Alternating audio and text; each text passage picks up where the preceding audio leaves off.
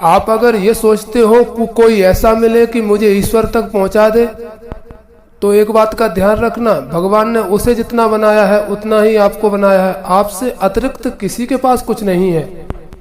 और आपकी ये सोच भी गलत है कि आप सोचोगे कि मैं परमात्मा को पुकारने में या उसकी प्रार्थना करने में भूल कर रहा हूँ। तो ध्यान रखना, आपके हृदय से निकली हुई आवाज़ ही परमात्मा को स्वीकार है। वो किसी भी भाषा में हो, आवश्यक नहीं है कि वो संस्कृत में हो, भले कोई भी भाषा हो, कितनी भी खराब हो, खराब और अच्छी हमारे तुम्हारे लिए है। ईश्वर के लिए निकली हुई हृदय की भाषा उसे स्वीकार है।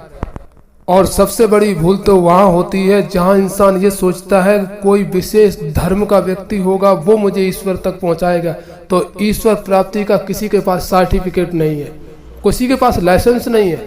ध्यान रखना, संसार के नौकरी धंधे के मार्गों में छोटा बड़ा मार्ग हो सकता है, लेकिन ईश्वर प्राप्ति के मार्ग में कोई छोटा बड़ा मार्ग नहीं होता है। जो जैसा चलता है उसका वही सर्वोपरि मार्ग है, उसका वही सिद्ध मार्ग है, उसका वही सबसे अच्छा और सच्चा मार्ग है।